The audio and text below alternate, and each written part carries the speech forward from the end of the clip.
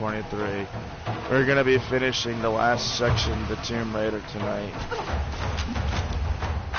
What?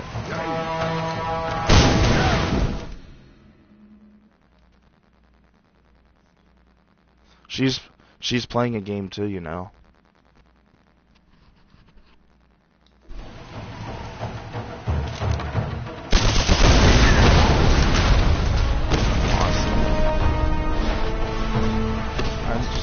I just want to get my last video up for Tomb Raider.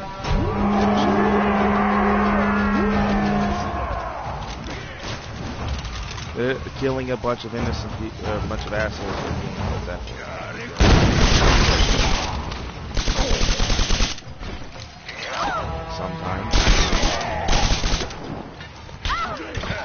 sometimes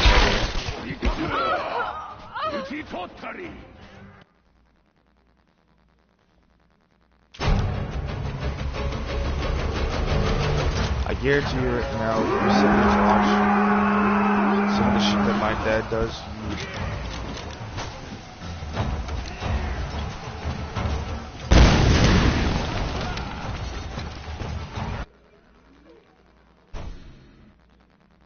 my mom left him. My mom is sleeping with another man.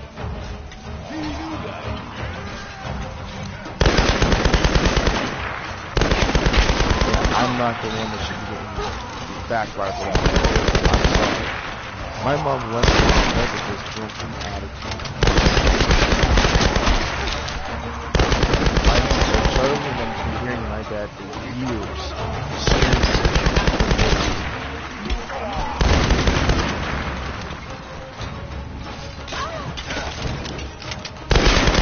I had to stop screaming.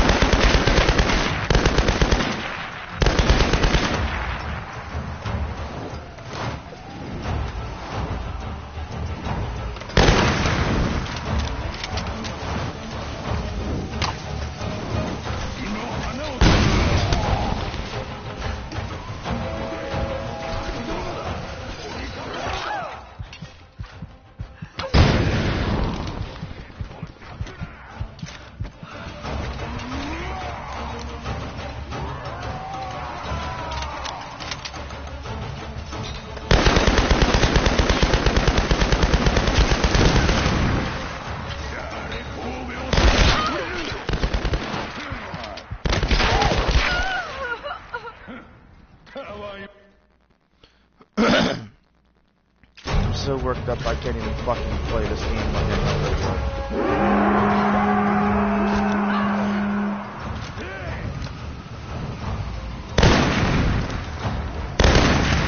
Charlie's trying not to go do shit. Charlie hates digital games.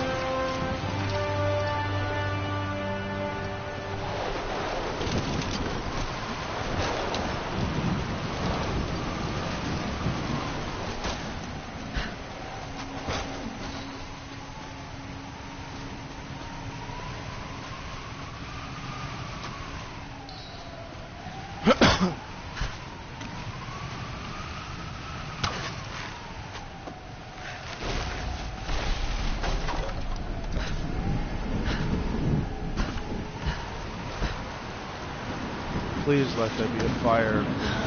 God.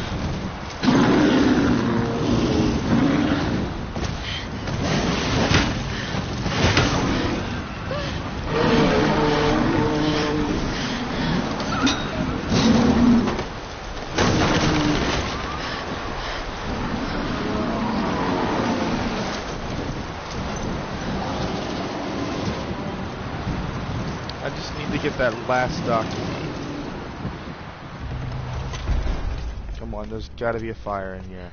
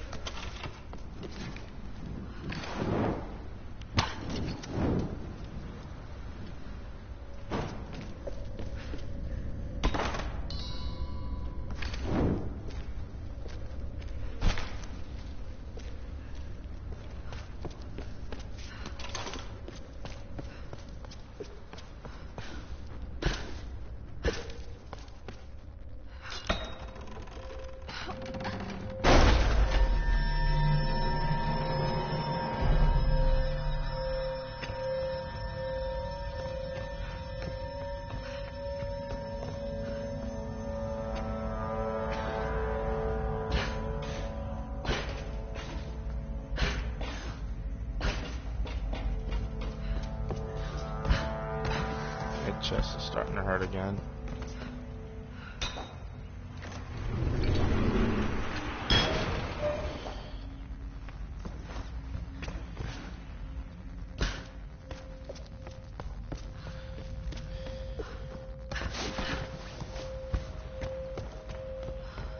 I still think my dad's gonna kill me before I'm 40.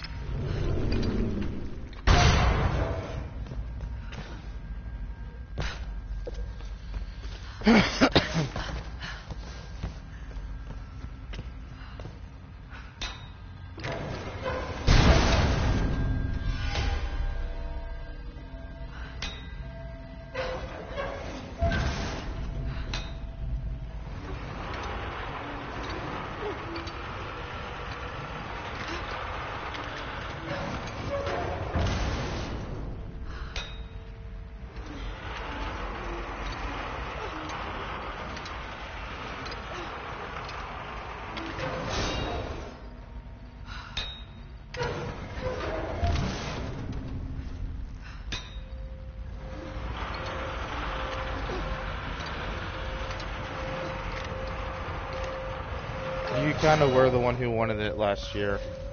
You're the one who's...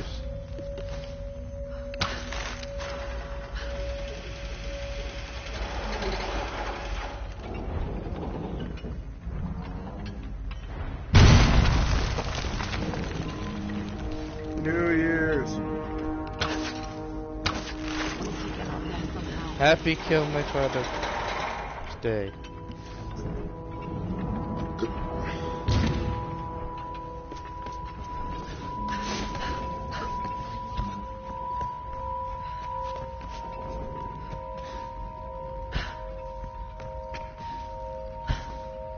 Action.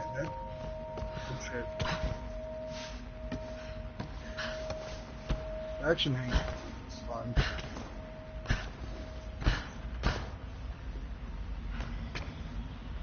Why don't you guys all get gang beasts?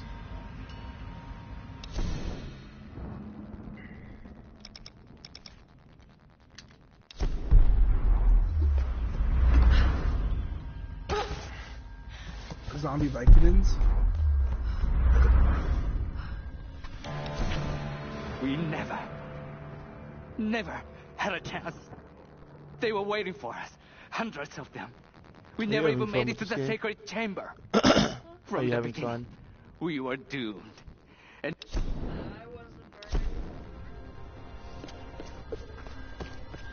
I hate that game.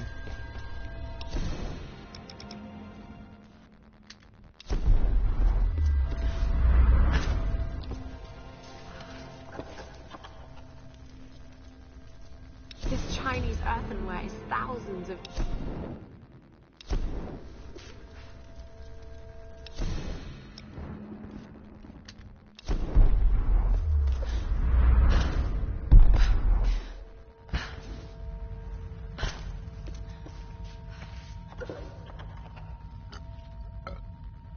I've seen similar artifacts on the banned giant... The fuck is... Are you okay?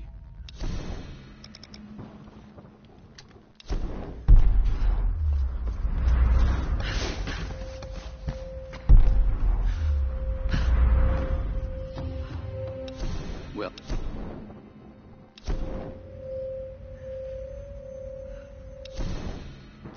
Just beat it.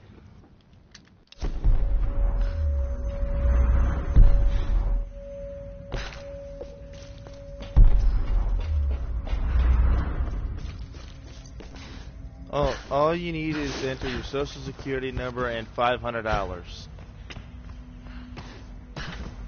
All you need is your social security number and $500 and you're good to start up your company.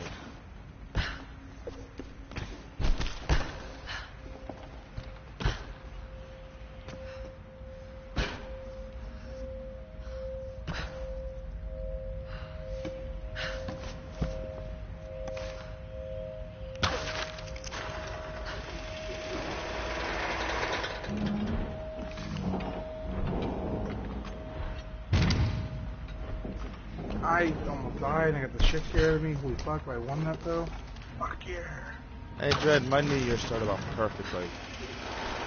Did you get laid? No, it started off with me screaming at my father for 20 minutes. Wow, great job. That's a first. Yeah, and me almost dying of a heart attack in the middle of it. Literally. That's not good. I literally had a mild heart attack tonight. Well, it's the realization you're getting old, buddy.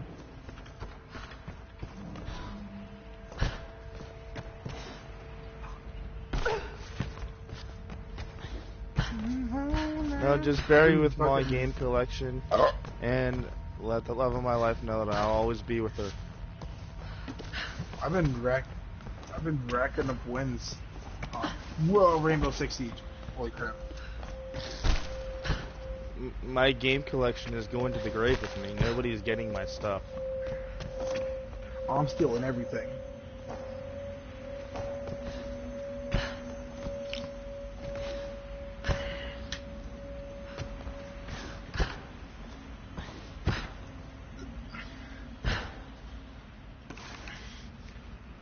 The thing is, hey, at least if you with my bury stuff the being game with me, I collection- know nothing's gonna happen to it. If you get buried with your game collection, you're getting buried with about like $10 worth of games.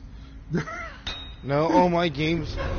You realize I have a lot of game systems put away in storage. Alright, my bad. $50. Nope, I'm gonna make sure I have a giant stone. No.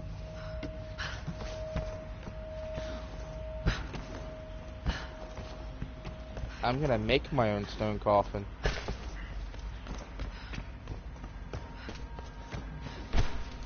It's not that hard. You just build a mold, make it deep in a crane.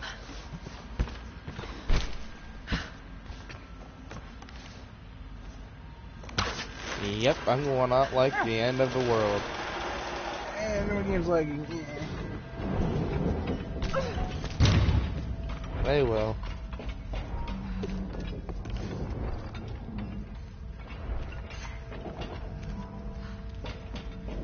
That's what life insurance is for.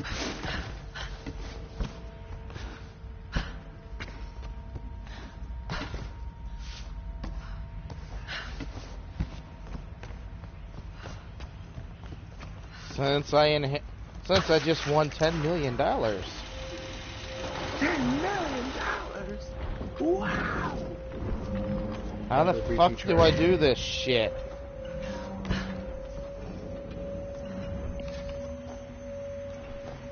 Okay, this is gonna piss me off.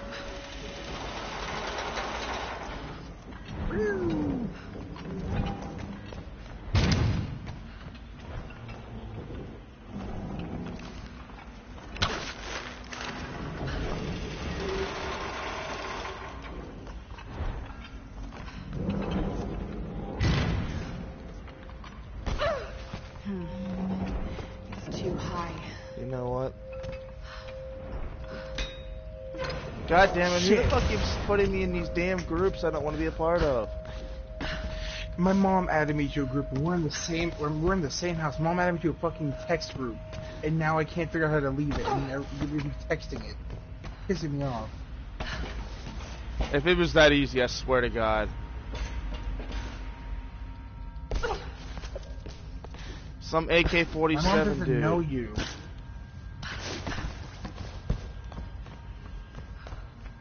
Who the fuck is Catalea?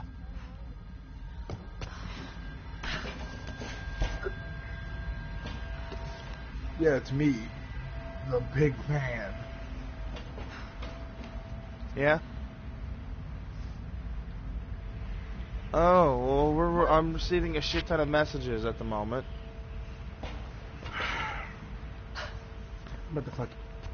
Everything in here in the ass.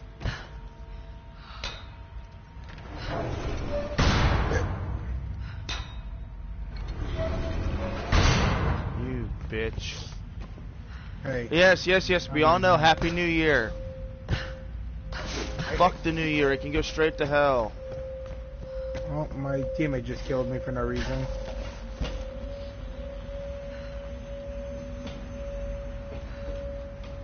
He threw down nitro cell and blew everybody up in the room. And I probably just kicked pissed for everybody off killing. on my stream because of what I just said. Well, no, you're probably getting agitated. You have a reason for it. Oh, this guy got fort.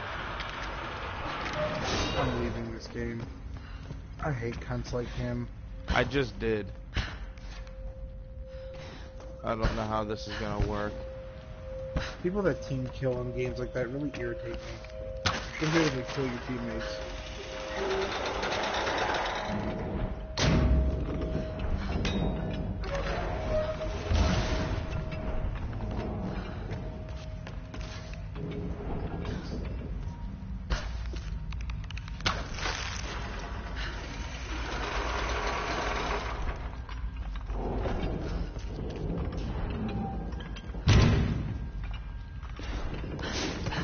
Okay, that was a little awkward. What the fuck?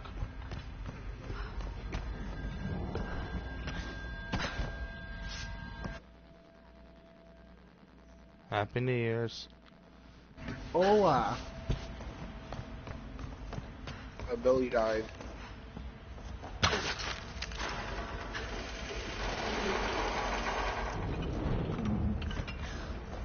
can make this jump. Fucking finally. Sorry, I'm not having the greatest start to my new year. It's alright. I don't know if anybody's. Oh my god. Hey, hon. The fire ritual where the queen chooses her successor. Oh yeah, just so you know, that actually someone got married. What? The monastery. Actually live on TV. And Why? she's given your power and becomes the new queen. Yeah, someone got married. Wait a minute. Himiko. Many have given up their souls willingly for this gift. Now the What's her first name? and I last forget the queen name. lives Some a Greek- half-life, There's a some soul Greek lady, in a and she's an decaying actor, I body. believe. Vessels. She got married and everything. It's I not was like, oh, transferring power. It's transferring a that's soul. well, cool. All these queens, they're all you. Himiko. First and last. Well, she's Oh, actual. I believe she's an actual Now you actor, want so- Sam. Well, you're not getting her. I've never actually seen the 100% Sam, end of Tomb Raider A Definitive vessel Edition. with a queen's soul. I've got to stop this And I madness. played Tomb Raider. Yes. Yeah, I did. So I was a minute until one No. I left after the ball dropped, and I quite frankly almost had a heart attack on the new year, so. I went to bed. So, if you mind if I ask how the fight started? No, Oh, she dressed a little slutty, did she? Oh yeah, she did. I have no choice now but So, to meet my oh fate. yeah. Tonight, I climb the stairs to the Chamber of the Sun. Oh But yeah. I will never submit to the ritual. I will not emerge queen. None will ever believe what I now know to be the truth. A twisted evil beyond imagining lives within the Sun Queen. An evil that hungers for more than just the land and seas of Yamatai. This madness cannot continue. So I go to the chamber, I armed with the stolen when bladder she of her was beautiful, Stormguard had general. nice hair, By the and time she he actually made good realizes what I music. have done, it will be too late. For the sake of Yamatai and all the priestesses that would follow me, I must die.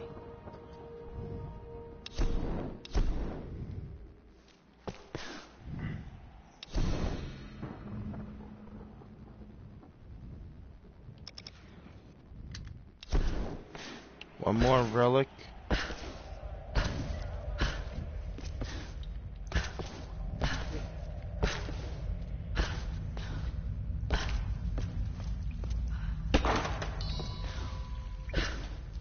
Alright.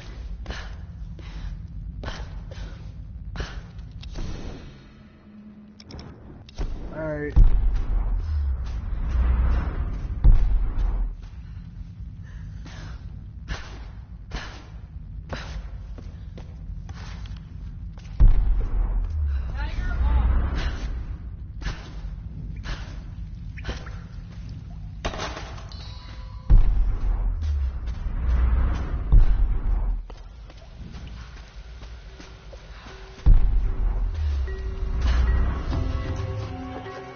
Let this be the last entry in Laura's That journal. a porcelain vase. Probably early Edo period. No, we have like 10 more. There's only 10 entries in Laura's journal.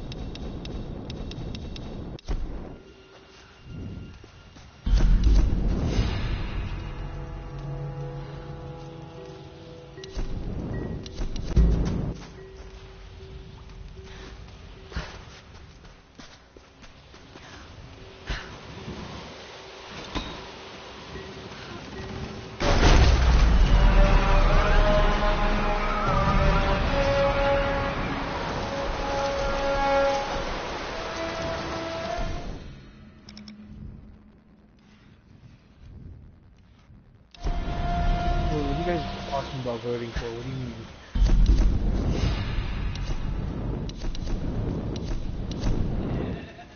What? Oh, really? What, the game? Why? Yo, it's like a Batman. Batman, one of the Batman, I think one of the newer Batman games. Happy bitch day. Ooh, he gonna die? Be right back. Alright. Goemon.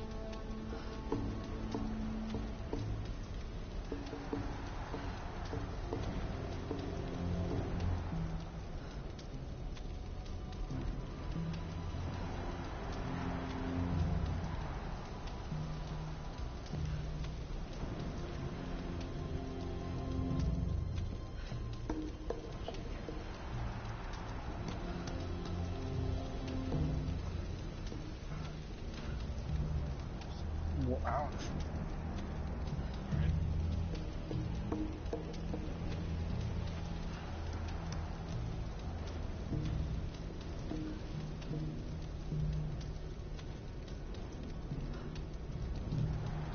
Jesus Christ.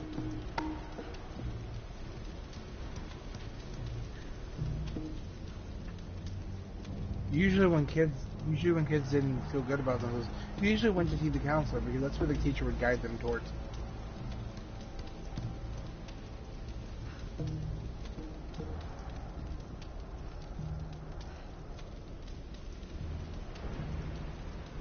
There was this one kid. He was always like depressed, or he was always like in a situation where it was like a nice situation. He would always say something like real depressing or something stupid to bring everybody down. And he would do this purposely, like you could tell because no, funny. No, but like he would do it purposely because he'd be right there at that moment and say something stupid, and like everybody's like, well, shit, thanks. Like,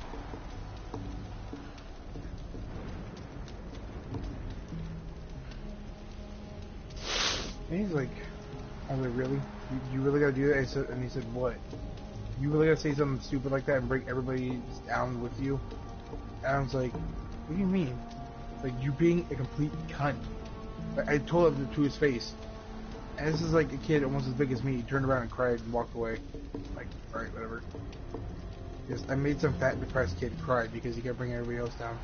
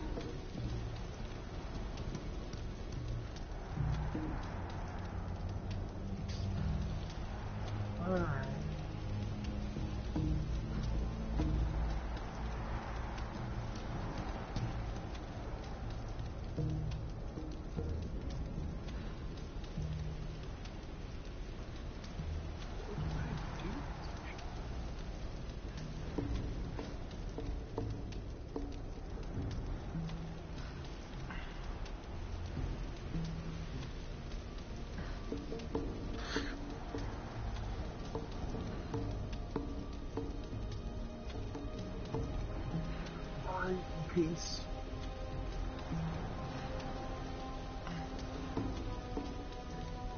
What did I do that mission for?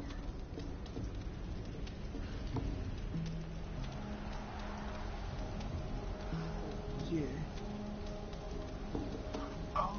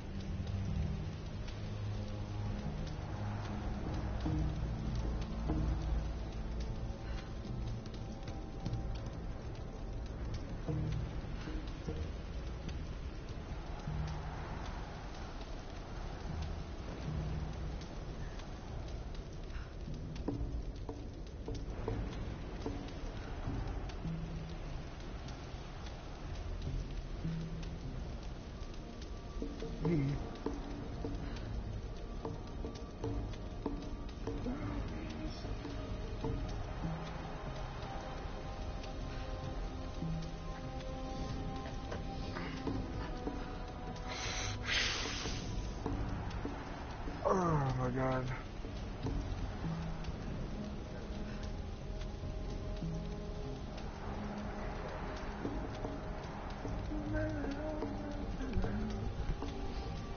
I'm back, guys. Well, great.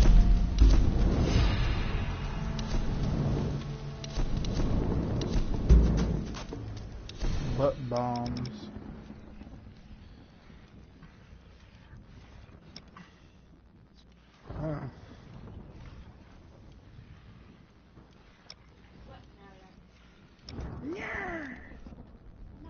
Oh, hell yeah.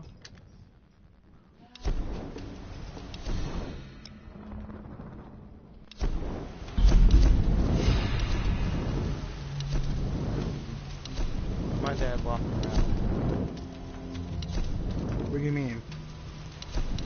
So,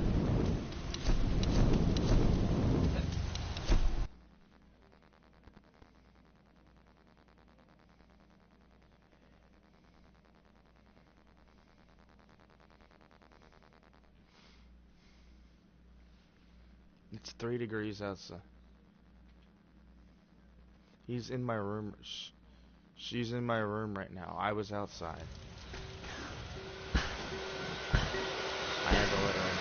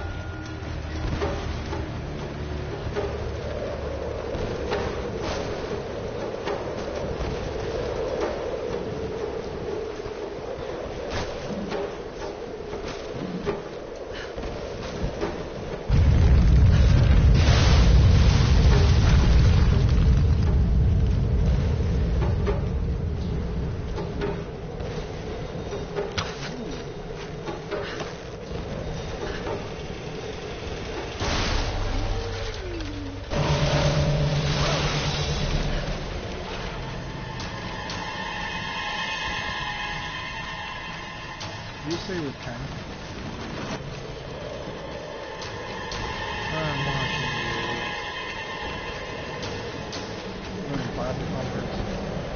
Lara, watch out!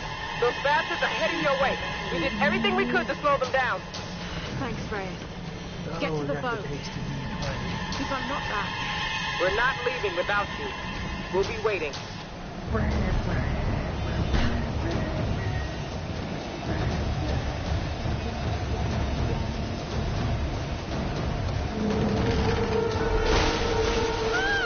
Ouch. New year, new channel. Who bis?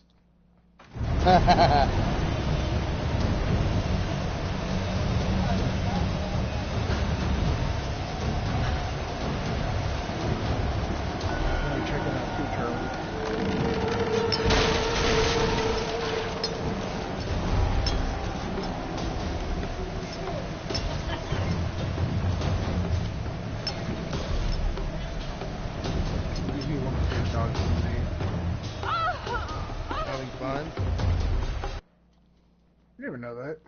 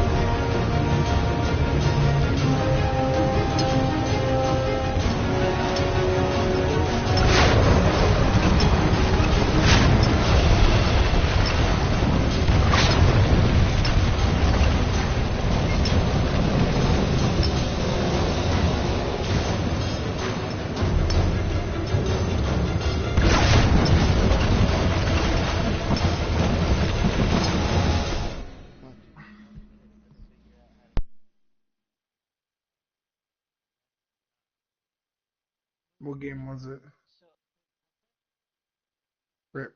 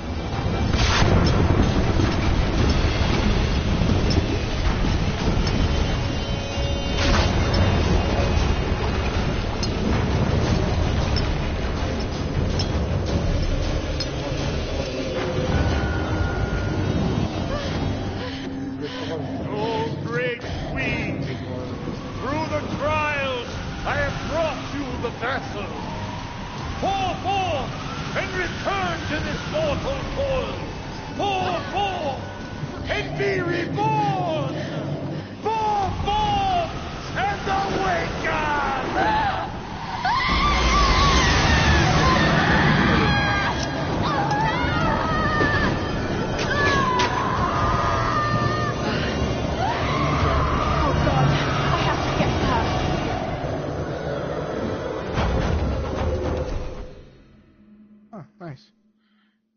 I thought you said...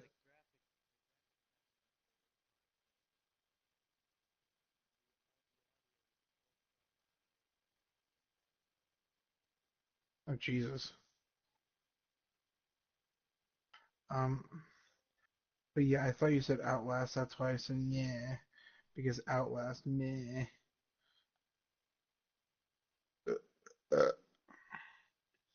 Outlast is scary.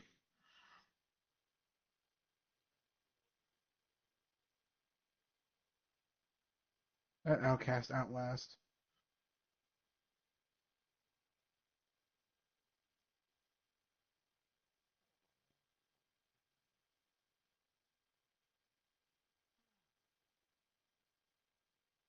Everybody get heckin' bamboozled, my dude.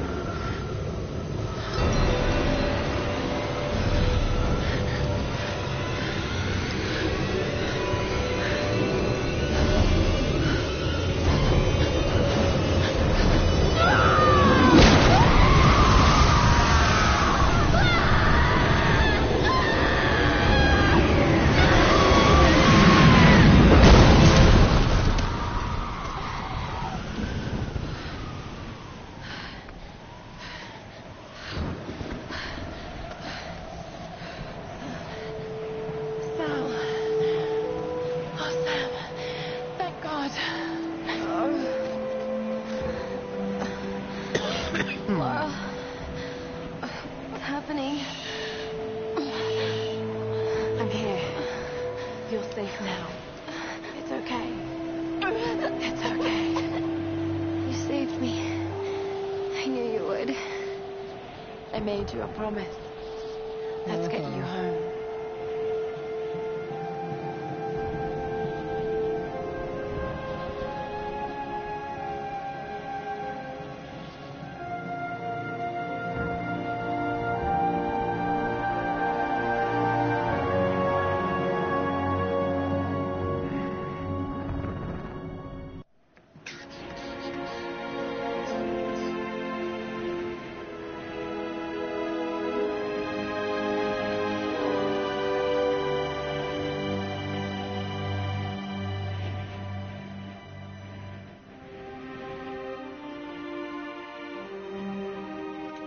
There's Lara! She's got Sam! She did it.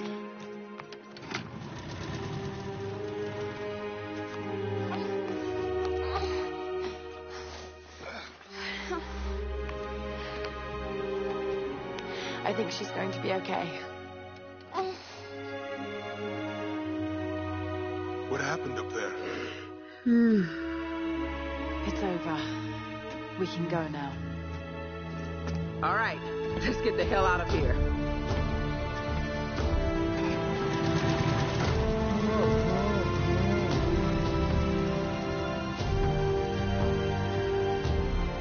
I've been so blind, so naive. For years, I resented my father, doubted him like the rest. But he was right about so much. I just wish I could tell him that now. There are so many mysteries that I once dismissed as mere stories, but the line between our myths and truth is fragile and blurry. I need to find answers. I must understand.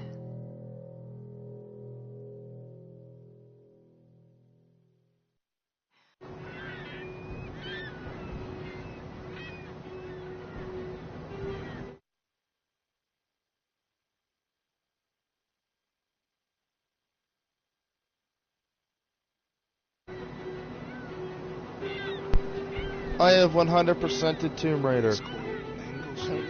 Making me waffles before her ballet class. Need anything? Don't really know what happened to you on that island. Judging from those wounds and that look in your eyes, I'm guessing I don't want to know. Anyway, we'll be home soon.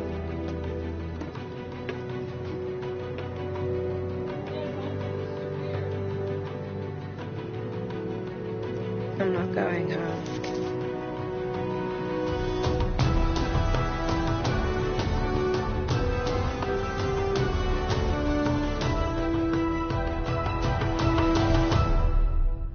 A survivor is born.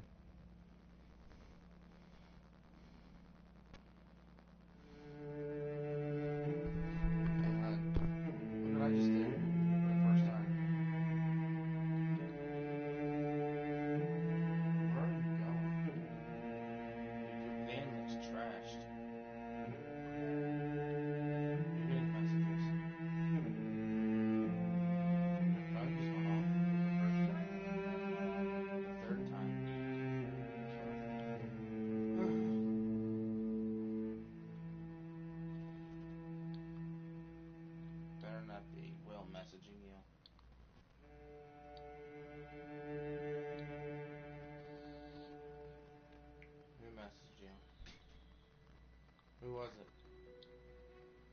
Honey. Who was it? How does she want?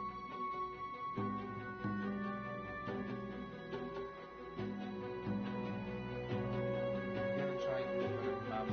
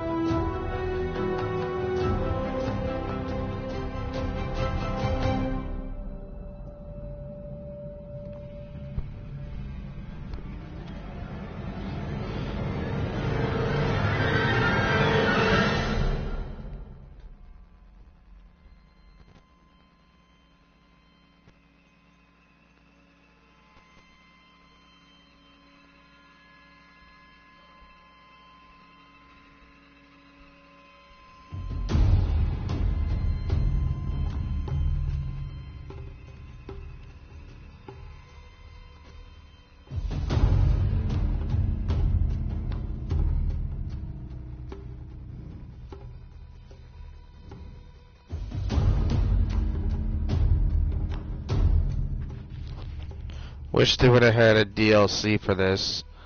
It would have made for an great extra bonus.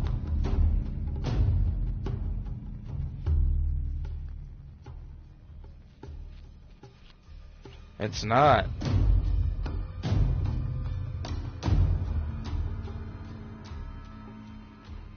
Sorry. I probably talked a little louder than normal.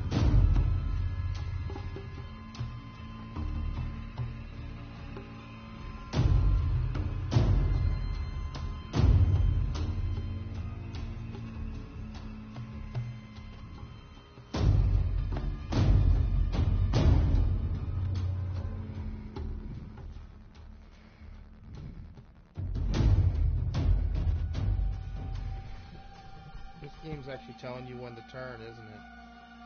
Ooh, car. Nice car. Why did you just get out of it? No! Oh, I destroyed a nice car. Is it telling you to?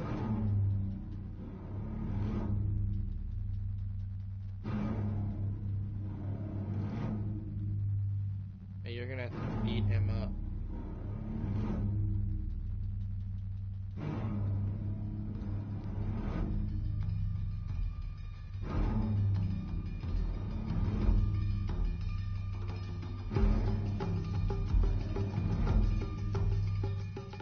Are you having fun with the new games I let you download, huh?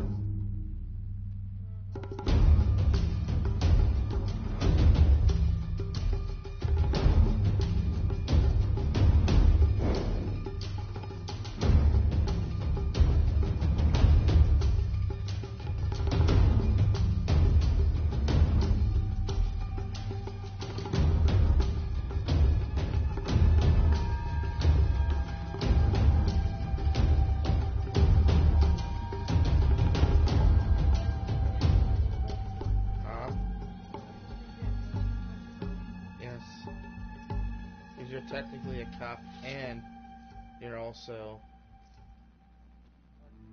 a member of the Chinese Triad. See, I didn't really get too far into this yet. Should I just let her out?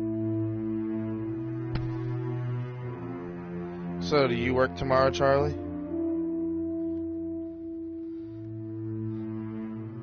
You should do a New Year's stream.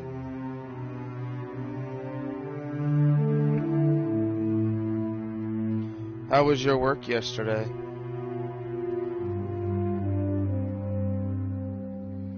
Hey, you've earned... Thank God you listened to my advice.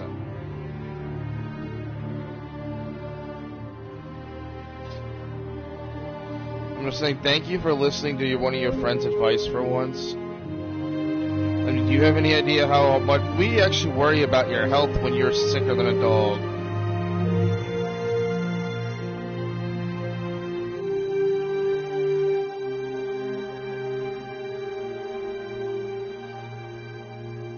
But the thing is, whenever you're sick and your work expects you to come in, you only risk making yourself worse.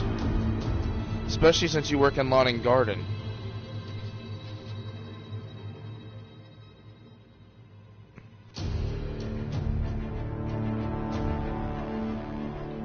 Did you complete the other mission?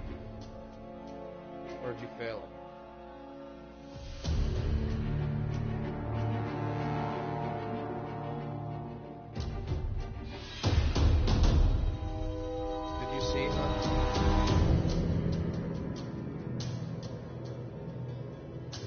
Whatever happened to your cop car? Someone's playing, or someone's, suddenly I thought you were playing Crazy Taxi or something. Okay, Charlie, stop pissing the bed.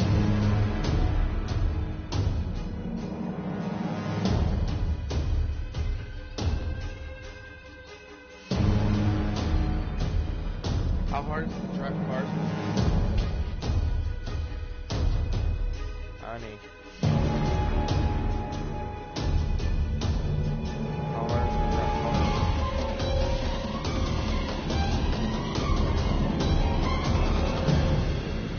that's right. You turned it so you couldn't hear anybody. I was just trying to say, look what I managed to beat the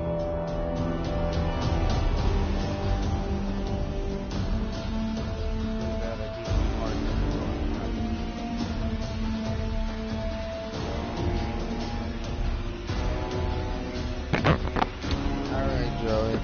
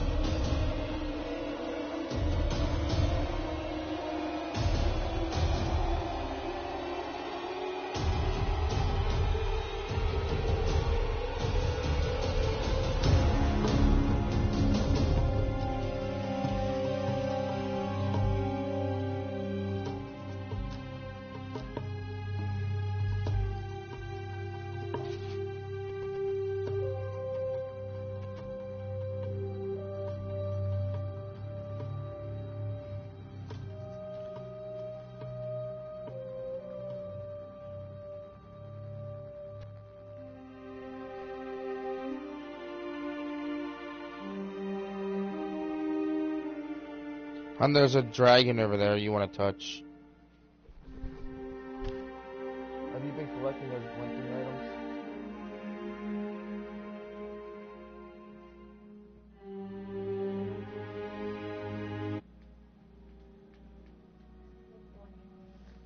That little blinking thing over there. Huh? Those little blinking items are chests that give you money. Not on the map. On the screen itself. See that item over there?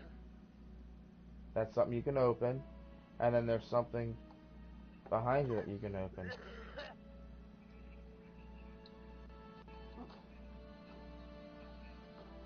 And then that over there.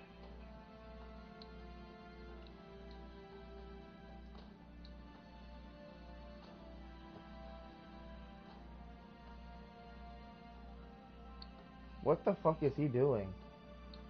I have no idea. Look like he was... Nope.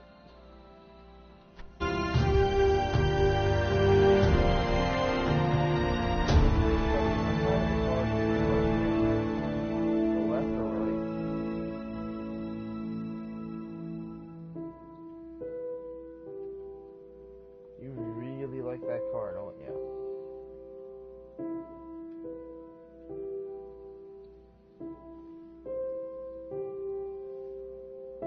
Are you going to where he told you to meet him? Okay, I'm starting to see why it looks weird now. Tiger off! Come here, Tiger.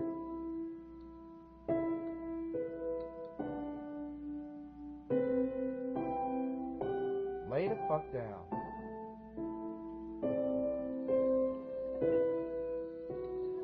Good.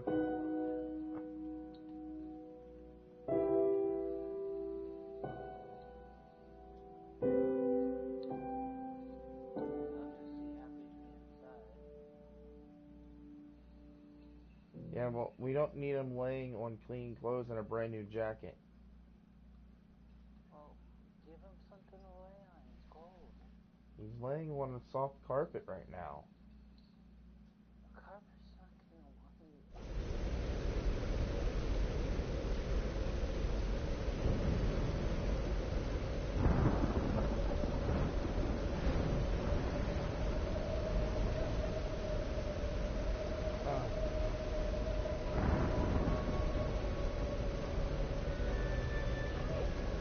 That's the next one.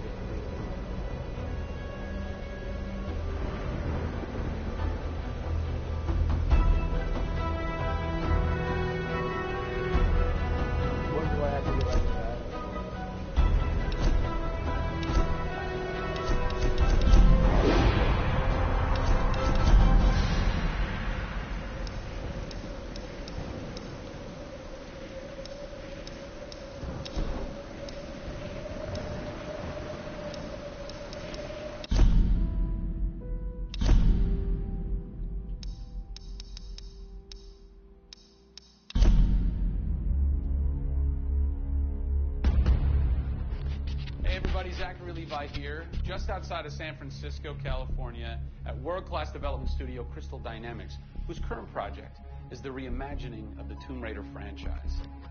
From now until the game launches, we're going to be hopping around the globe, bringing you exclusive first looks at some of the key ingredients that are shaping and creating this world. First stop, Digital Domain, Los Angeles, California, to meet one of the most crucial pieces of the Tomb Raider puzzle, Lara Croft herself. I'm Zachary Levi, and these are the final hours of Tomb Raider.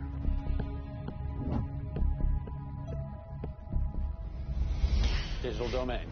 This is where they do a lot of mocap for big Hollywood films and video games like Tomb Raider. And today, we are going to meet the new Lara Croft, who is around here somewhere. Teaser. And this is where the magic happens. I think that might be the new Lara Croft. That's the new Lara Croft.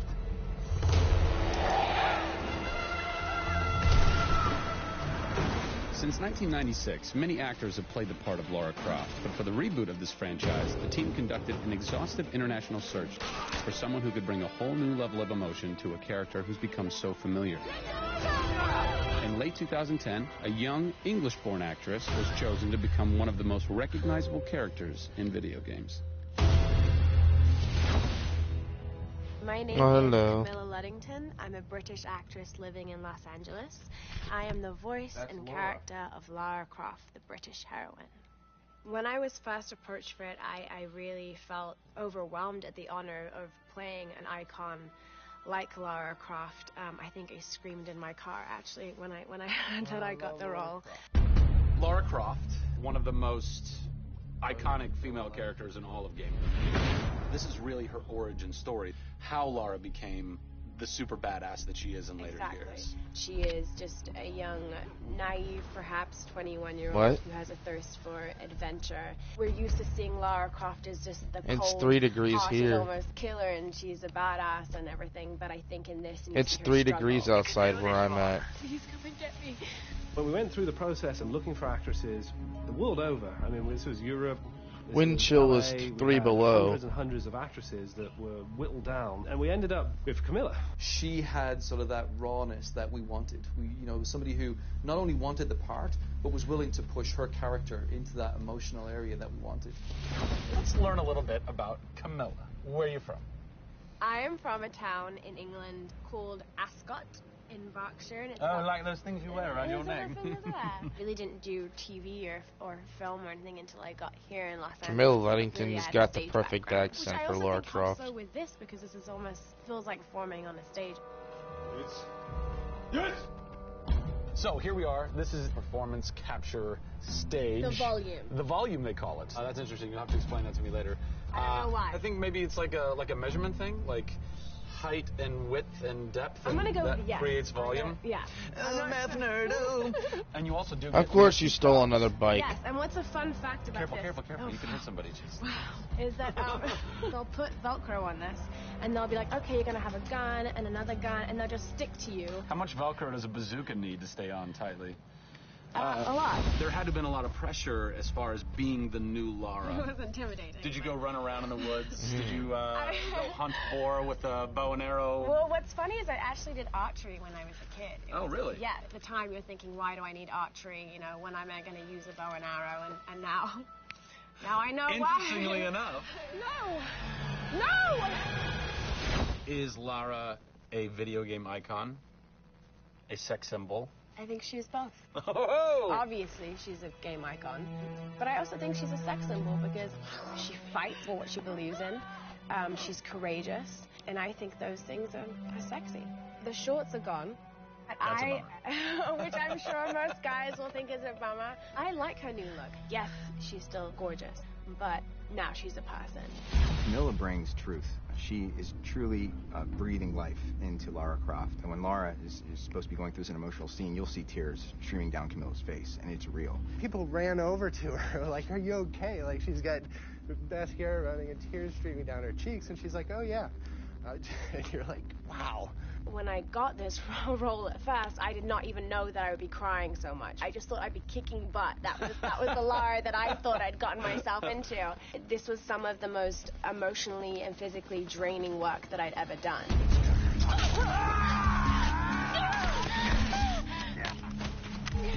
This is the very first time I get to see this.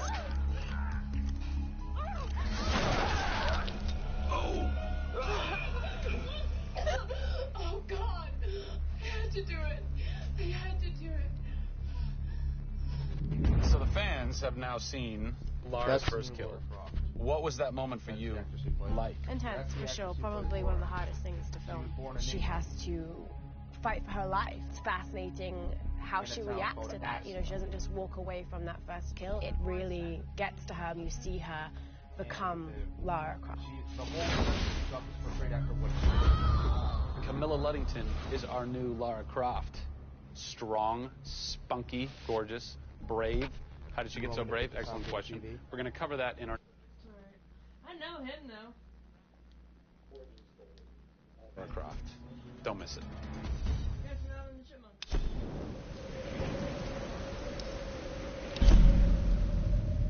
I'm adding some bonus stuff to my stream. Hey everybody, Zachary Levi here in downtown San Diego at Comic-Con, more specifically at Nerd HQ, which is the epicenter of all things Tomb Raider. The anticipation is building as the team from Crystal Dynamics continues to say that this could be the game of their careers. Today we're going to dig a little bit deeper into the story with some of the key writers and designers who are brave enough to tackle the origin stories of Lara Croft. These are the final hours of Tomb Raider.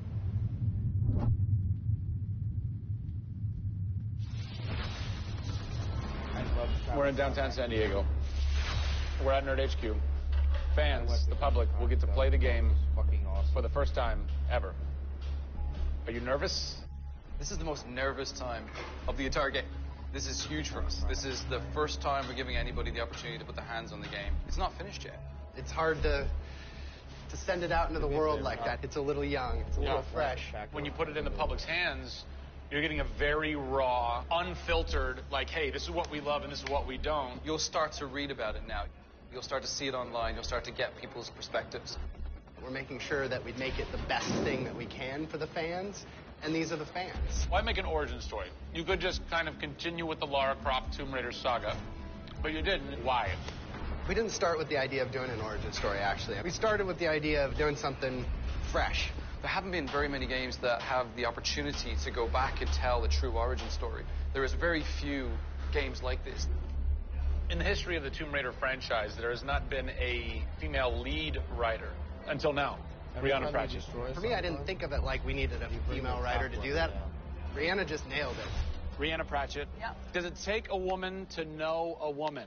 It probably helps, but I don't kind of think about it as much as everyone else does. I tend to think of myself as being a writer first. There is some of me in her, absolutely. She's very bookish, she's very in her head. I went to public school, I actually learned archery. Camilla did as well, I heard. We bring up our ladies properly. And I genuinely studied Egyptology. I wanted to be an Egyptologist. No way. You know, I've always been a huge fan of kick-ass females. I mean, I grew up on Terminator and Aliens. Yeah. You know, fighting aliens in the future. I thought that was what girls did. It's great to be here at Comic-Con. This is my first time. People are really responding to this kind of new Lara. The fans have been great. They've been very supportive. I want to kind of live up to their expectations. I grew up going to fantasy and science fiction conventions. Now here I am looking at a Tomb Raider poster on the side of a building for a Tomb Raider game I have written. Can't quite process that, but it's very cool. Lara's actions affect her character and her emotional state. And so the first kill for us was a big thing.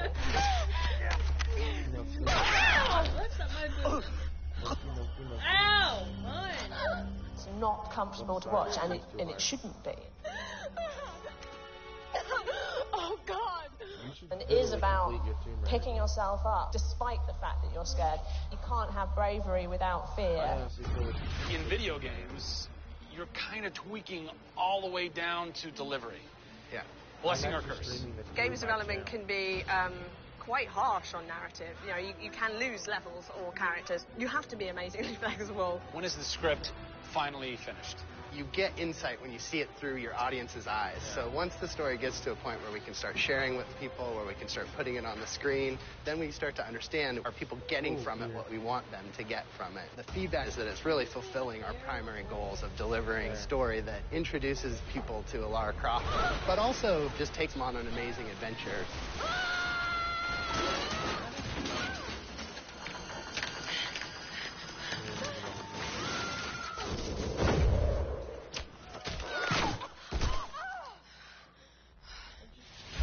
John Stafford, you're kind of the dialogue typist, word monkey. The words that you've been speaking for so long. Yes. Are from this man. Everything that I've been through that's been extremely emotionally draining and painful, I have him to blame for.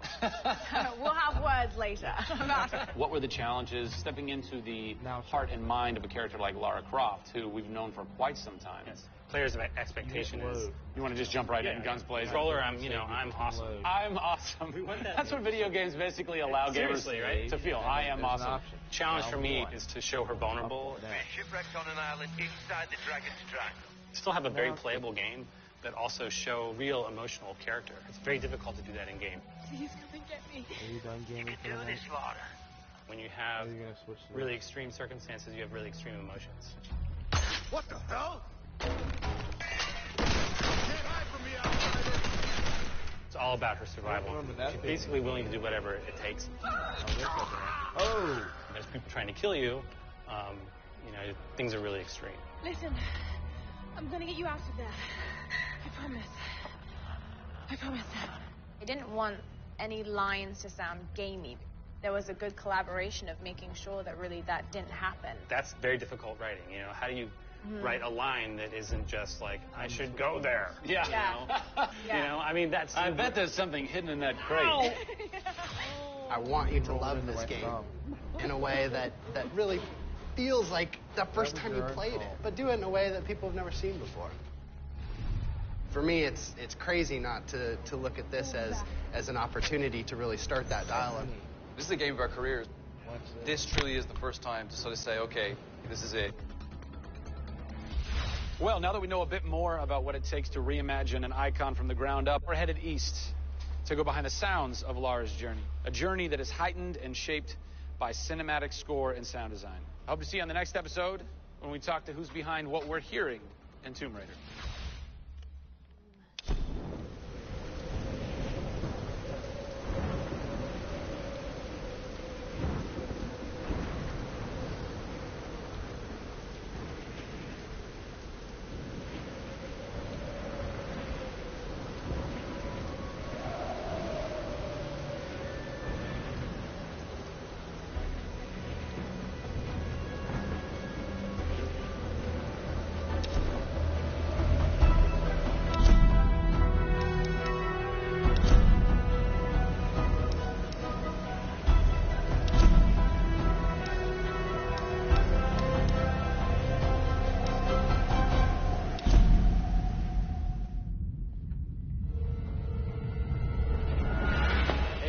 Zachary Levi here in the heart of London's famous West End. Behind me is BAFTA, the British Academy for Film and Television Arts. Why are we here? Excellent question. For starters, Tomb Raider, the series, has garnered a lot of love and accolade from BAFTA over the years. Some of the key players on Crystal's dev team are BAFTA LA members. And to top it all off, legendary video game composer Jason Graves is a BAFTA winner. We're going to catch up with him in just a bit, but first, a little trip to Raleigh, North Carolina, where we go behind the scenes at Jason's recording studio. These are the final hours of Tomb Raider.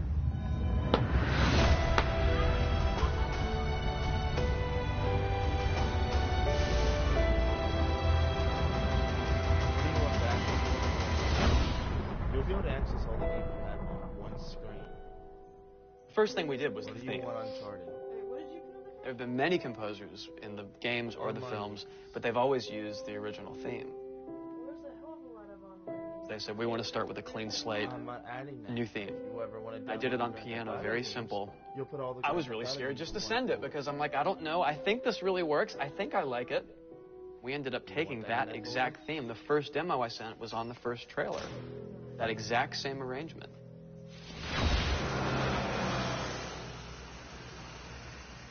So, Jason, currently you're working on this reimagining of Tomb Raider. When you're taking on a new project, what are the things that attract you to that project?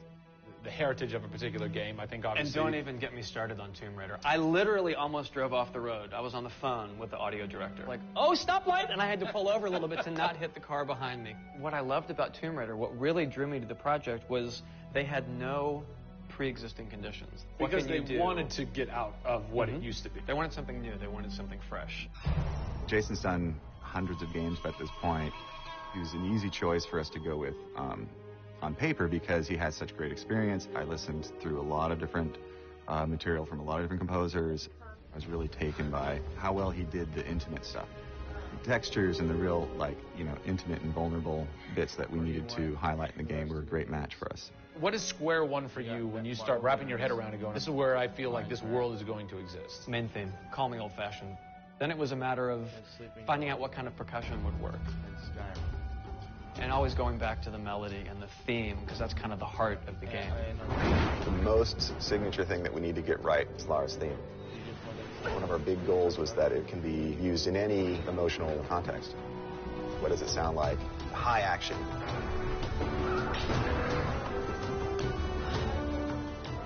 What does it sound like when she's in pain?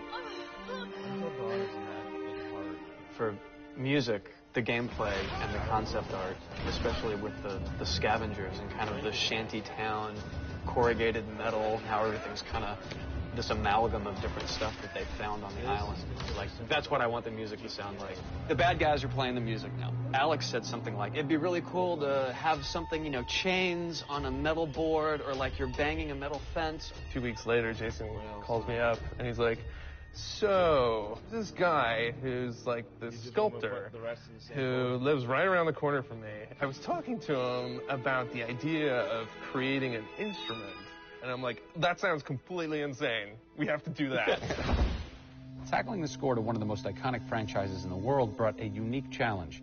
How best to capture the emotional timbre of the characters and island in music?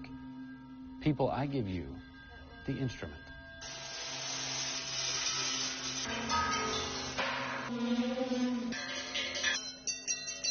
The instrument. I was going to let Matt determine the aesthetics. I was really only concerned about the sound that the sculpture was going to make. Matt built this, which looks pretty much exactly like Laura's original homemade bow in the game. There's different timbres based on different materials. Metal, glass. It's a direct line from the plot, the characters, the story, the environment, straight to the sculpture. We always wanted the island to have that character in itself. Creating an instrument gave it this unique identity. It's got a voice. Yeah. The very beginning of the game is nothing but the instrument.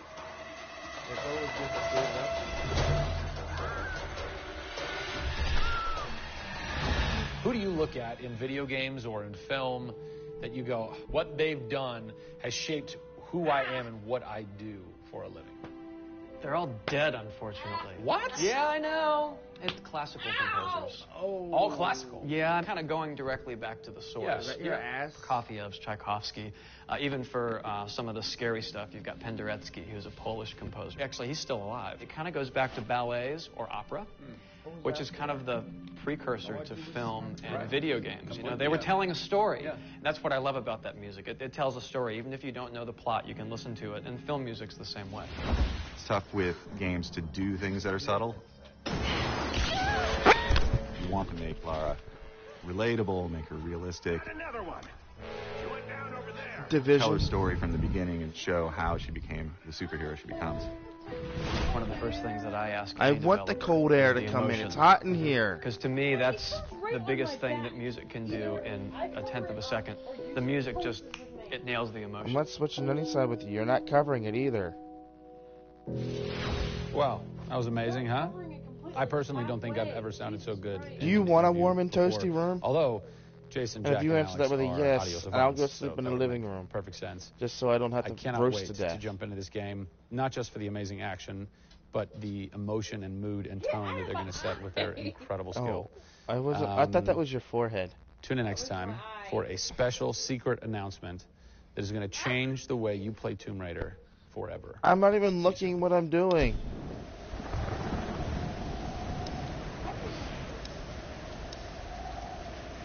So, Matt, are you playing Division? What happened to Forza? Hey everybody, Zachary Levi here. Over the last few months, we've brought you exclusive behind-the-scenes looks at the final hours of development of Tomb Raider. You've seen Camilla recording her last few lines, Rihanna musing her last few words, and Jason completing the last few notes of the score. As those key pieces lock into place, it's time to reveal one of the last portions of the game, and a team that's been shrouded in secrecy for 2 years. We're here in the beautiful and freezing Montreal, Canada, to bring you the final hours of Tomb Raider Multiplayer Edition. These are the final hours of Tomb Raider. Welcome to yet another world-class studio in the Square Enix portfolio, Eidos Montreal, home of the multi-award-winning game Deus Ex. Locked away in one of the far corners of the studio is a team of experienced, passionate professionals who have been specially brought together to create the first ever multiplayer component to the Tomb Raider universe. Let's meet the team behind the vision, direction, and decisions, and hopefully get a chance to play a few rounds. Tiger. Here we are at Eidos Montreal. Before we get into why we're here, Carl, you now have an amazing stash, my friend. What is the impetus behind that? As a studio, we've been participating in Movember. A good friend of mine, JJ Owens, works for Movember in LA. We set up the gaming challenge, and we brought studios from all around the world together.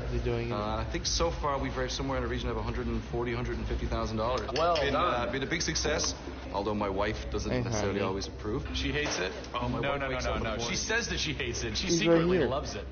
What were some of the factors that led to a multiplayer facet to this new Tomb Raider? When we started developing sort of our vision for reimagining Tomb Raider, on paper it was all about single player. And as we started to build that world out, we had the island, we had the Solarian, the scavengers. We started to realize that we had this... Great warring factions, great landscapes. Yeah, we had all these really awesome places where it was all about traversal and single player. And we started looking at that, we thought, wow, well, what about multiplayer? Part of the genesis of that was Lara Croft and the Guardian of Light. This is what Lara Croft looked like open a door to lead you guys into the multiplayer into here at Eidos Montreal. This is from Xbox. Guardian of Light was a downloadable, a smaller scale project, and that allowed us to sort of take the risks that we wouldn't necessarily take on a full-blown project. Guardian of Light was our Pixar short.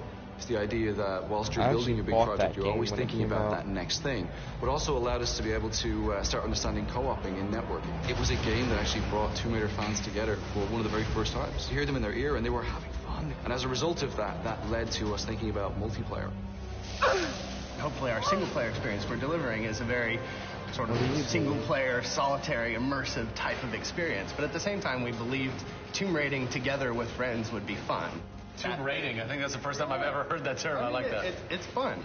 You know, axe climbing and zip lining and the traversal that we get in there and the traps. For me, it was very sad to have that catch-22 of it would be great to do this in multiplayer, but we just can't split our resources like that. And that's how Eidos Montreal came about. We had staffed up our team to develop a single player. Everybody was gelling together really well, and it wasn't something that we wanted to just bolt on. We always said if we were going to do it, we're going to do it right. If you could have a fan play the multiplayer for the first time, what do you want them saying? For me, they're kind of different moods. It's not like I do one or the other. It's kind of like sometimes I turn down the lights and just play that single-player experience, and other times I want to just jump in and have fun and start killing fools. Joe Curry, producer of multiplayer on Tomb Raider. It's the first time Tomb Raider has ever incorporated multiplayer, and you're in charge of that. Yeah. What's running through your mind when you get that call? Well, first off, exciting. Right, I mean, we're all huge fans of Tomb Raider on the team. I mean, we grew up with Lara Croft. But when we spoke to Crystal, like, we want to do multiplayer, we were thinking, how do you do that? It's always been Lara's story. Well, it's popped now. You've been in charge of creating the first ever Lara Croft Tomb Raider. No pressure. Multiplayer. No pressure, Zach. Thank you. What are some of the main pillars that you brought over from the single player to the multiplayer to make those two worlds cohesive? The element that really stuck out was survival. The group surviving together. Right. But then traversal, the ability to go up and down and kind of everywhere in a level. The weapons, you know, the characters. What did you guys have to tweak in order to create an engaging multiplayer experience that wouldn't necessarily work with the pieces that were in play with a single player experience? Where one example is the boat, especially in the reboot, is so iconic that we had to make it work multiplayer. We have a certain forgiveness when we play single player. Multiplayer, players expect snappiness. I shoot you, I expect you to go down, or you can just do what I do, which is take out the biggest gun and just run for them and shoot them out. The environment itself can be a threat. The Solari, you know, the guys that are on the island have had a chance to prepare traps. We've got things like an ammo box that looks like an ammo box, but it's really an explosive device. I need ammo, and it looks just like the regular ammo box, and then you're gonzo. We have a lightning rod. You'll get a lightning strike on the rod, and then you'll eliminate your enemy. First and foremost, we want to be humble. We want players to just have a really memorable experience. I had fun doing this. Do you remember when we set that trap? Moments that the players will come back to and talk about experiences that they've had for themselves, not necessarily the game offering them experiences. Absolutely. So, Joe, behind us we have the QA team, or the quality assurance team. They're a part of the development team. Mm-hmm. They can tell us what we need to fix and what's working and what's not. When do I get to game test? When do I get to get my hands on the game? Soon. We got a surprise for you first, Zach. So, when I was approached to host the final hours of Tomb Raider, essentially the biggest ask, not even ask, tell that I had was, I want to be in the game. I want to have a cameo. I want to have something. So guess what? Boom! Boom! Boom! I'm a playable character in the multiplayer Tomb Raider. How sick is that, Joe? You and your team are awesome. I can play with myself, virtually. What? Are we ready? Oh, that burns. You suck. You know what he's doing, right? Radio transmitter activated. We're getting off this damn island. We send this thing. Beautiful. I would like to try and kick your butt as me in this map right now. Should we try it? All right. Bring it. You know he's actually in the game. Oh, nice. That's him right there. That was.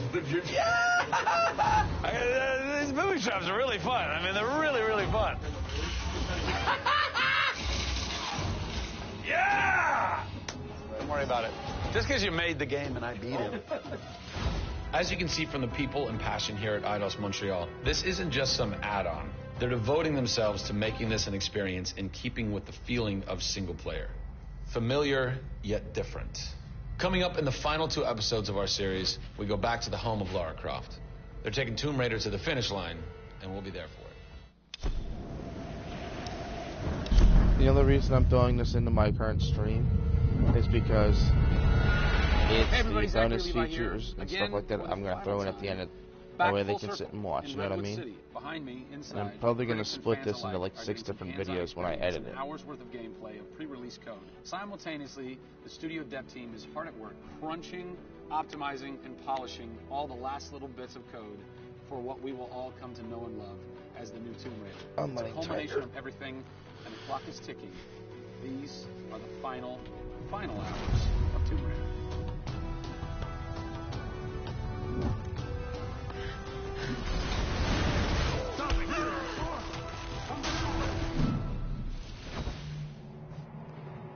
Tonight we have a large audience coming in. We decided that rather than going to one of our partners and just doing a live stream, we decided you come to us. We have a big area in the studio. Let's open it up. Have you ever done anything like this before? No, we've never done it because right now we've got black curtains up around a specific area of the studio, which is our next big thing. Only a select few people have been allowed to come in, and everybody's heavily NDA'd. And now we're going to bring 80 plus people into the studio. Well, it's exciting, to bring those type of people into the studio. They're the fans. They're the people who love it.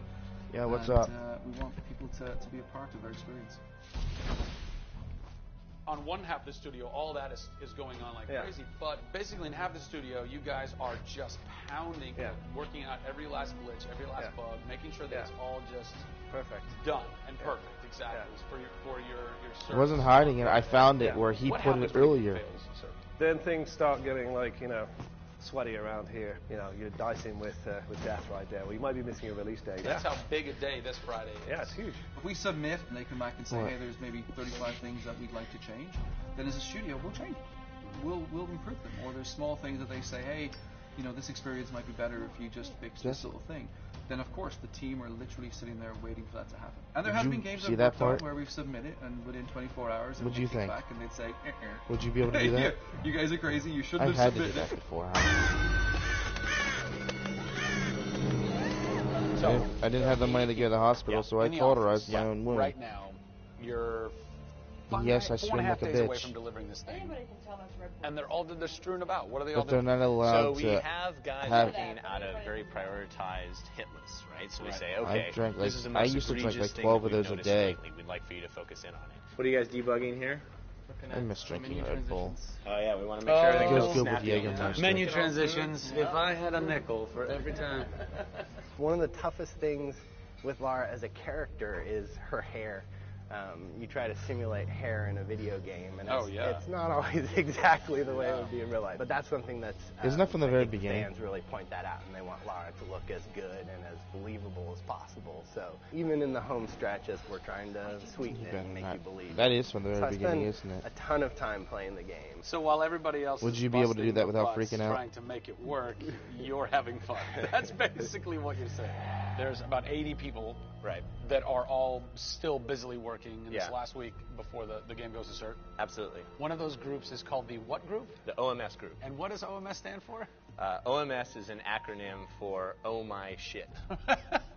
And what does that mean exactly? When you're into the high octane moment. You remember that part too, don't you? We were challenging the team that it could come back with was I would exclaim, "Oh my shit, that's awesome!" Right? I couldn't even cuss properly. It could have been the OMHG, the Oh my holy God team. Yeah. But oh my shit. Oh my shit. It resonated. So many companies focus on the explosions, and we love explosions. I mean, there's plenty. I lightly did it, hun. I didn't do it it's hard also enough. about sometimes that implosion moment, that time where you actually feel like you're part of that. Yeah. We have an early example in the scavenger den.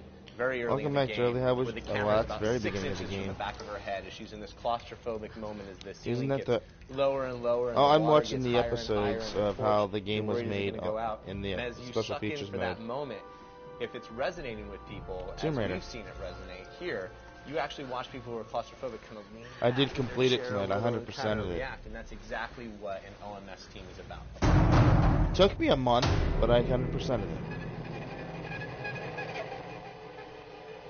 You feel confident that in 4 days, in 4.5 days, this thing is like ready to ship and ready to rock and going to blow people's minds? How about we look at that? I got a board that'll tell us. Oh, yeah. Where's your board? Right over here. I'm a stats guy, right? Okay. Like, it's got to be like the McNamara version of reality, right?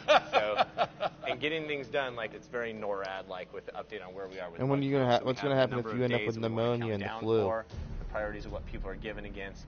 And then an overview of how many things are remaining to be resolved per person. Carrie's got her work cut out for her. Come on, Carrie. Yeah. Ultimately, we have to you figure been to out the doctor how we at hit least? the quality on a predictable timeline. So right now, we're trending towards being able to hit that in 12 days. You know what I actually found out? But you need to deliver in 4.5. Correct. So what does that mean? I need to go right now. That your work, Where's your head a out workplace right can turn now, away a knowing that doctor's in note, 4 days, and if they don't deem it excusable, they can fire you on the spot. See, what we do. you weren't there. I found that out. I'm absolutely And that at least in my state. Like, this is leaving now. You're done working on it because time's up. And you're like, but there could be one more thing I could do. It's a weird feeling because it's been part of our lives for a very long time. How long have you been on it? Definitely 4 years. Yeah, like 4 years. Yeah, 4 years. That's insane. I know. I was young. Yeah. Fresh face. I was young then. Yes. No bags, no grey hair. Soul. Yeah. It's been a roller coaster ride, and during that time, we've been around the world. We've gone to shows, we've shown press, we've given hands-on, we've had community events. We've been in San Diego with you at Nerd Machine. We've seen people excited to see this and play this game, and that's from right as soon as you escaped that cave in the beginning, isn't it? It's about the arc of people who've come in to the roles. You know, we've had people come in as animators and move up to the highest levels in their profession along these 4 years. So people have grown in these roles. Families have expanded, kids have been born, but we're coming to a point now where we're, you know, probably 70, 80 plus That's days supposed away to be your from forehead. launch, and this phase has come to an end. You know, it's been awesome. I can't With help less than a but week to keep go before drifting, console I don't pay certification, attention. the last few bugs to squash, and a general lack of sleep all around, this production is definitely going to go down to the wire. Will they make it? Join us next time on the final hours of Tomb Raider to find out.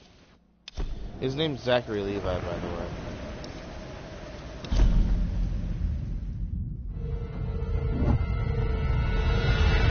Over the last few months, we've followed the very talented Tomb Raider team through some of the most ambitious and innovative game development the industry has ever seen.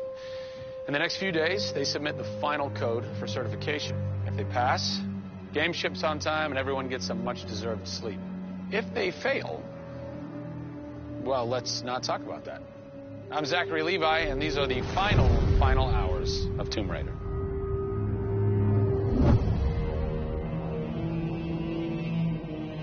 We've been around for 20 years at this point. Oh, wow. In this industry, that's crazy. Yeah. 20 years of games, and many times we've almost not made it, right? Through generation transitions, or we've had ups and downs in terms of games being released. And for us to still be here, making games and being competitive, it's amazing. Is this pretty typical for you guys to be in the last week, and really all you've got left are these little bugs to do? Maybe it's a few hundred still left to go. The team's cranking them out. You know, you're play testing it a lot. You're getting QA, quality assurance, to make sure it's clean. You know, stuff's coming in still, as in like, hey, this crazy thing happened here. And simultaneously, IDOS Montreal is doing what you're doing, just with the multiplayer at the same time, because the multiplayer and the single player are being delivered at the same time. So it's a on big team. Friday. Everybody's got to come together at the same time, at the same moment, and put pencils down and say they're done. Pencils down. Done. See. We're submitting in 4 days. Let me tell you now, we've had to move. Brian Horton, he was art director. He moved over to my department in Brand about a month ago. There was a morning that he woke up and they went, "You've created a beautiful world. Now step aside." So my job is I'm working with a very talented team in the brand to make sure our screenshots are good, to make sure we have covers for magazines, posters, to make sure we have posters. Right. There's a lot of materials, just like in a film. Yeah. Where when a film's done and in the can, you have to sell it to people. You have to let them know what's cool about it. Yeah. Listen, I'm coming to get you. I'm going to get you out of there. I promise, Sam.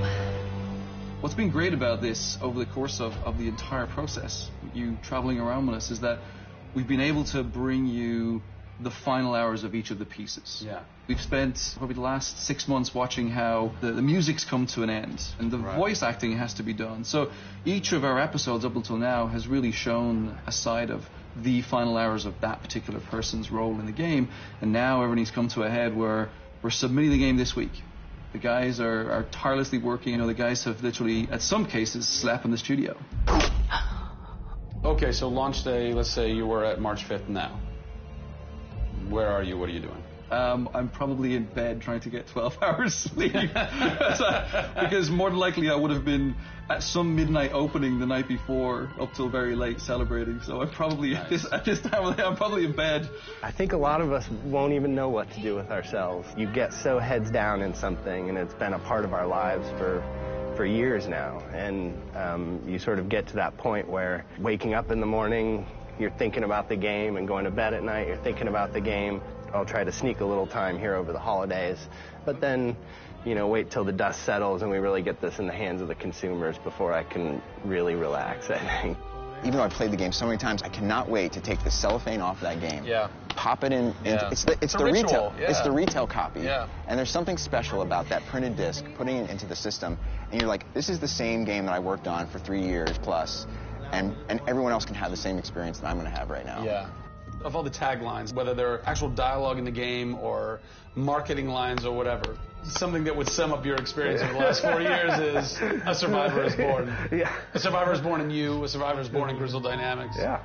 We just wanted to be known as doing top-tier work. There's games I look at and say, I wish I worked on that game. Yeah. Right? Yeah. And I wanted Crystal to be that. And I think that with this one, we're going to do it. Yeah, anybody can make an explosion look beautiful and make a world look phenomenal, but we now move into a period of time where it's about having a connection with something which is much deeper than just saying I have a controller in my hand and I'm guiding a character around and fighting or solving puzzles. There's a depth in the story that we're trying to tell, which hopefully for us is going to be able to set that structure for the future. Hopefully we've taken the risk and we've been shouting so loud about this that we're actually carving what should be done.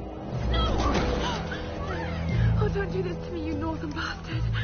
Are you excited? You nervous? I'm both excited and nervous. You know, because we've been masters of our own destiny up until this point, and now we're going to continue that right through to launch. And what's great is that from the very first presentation I gave with Daryl about here's the vision of the game, all the way through to the very first game sitting on a shelf on March 5th, we've been there for the ride. We've been on that journey. And then all of a sudden you reach March 5th and you're no longer there's millions of copies of your game out there, and they're in people's hands, and you're thinking, like, how are they playing it? Are they having fun? What are they saying? What are they going to do? As soon as they put the controller down, what's the next thing for them? Do they want to tell people? What do you want their response to be? I hope those people see that the story we've built and the foundation we've built is one that will last a long time. Doing something that's special is just incredibly tough, no matter what it is. You've got to really want it. You have to be passionate. You have to care about it. Everybody realizes that this is the game of their career, and everybody wants to put as much time and energy into this as possible. We have a studio full of passionate people who have put their lives into making this thing happen. This is not just a game that we're just going to ship on March 5th and people will go, great, I've got another game to my credits. This is one where the team are going to look back and go, that was a journey. It's been an honor to be able to work on Tomb Raider, and long may it continue. I see this getting bigger and better over the next few years.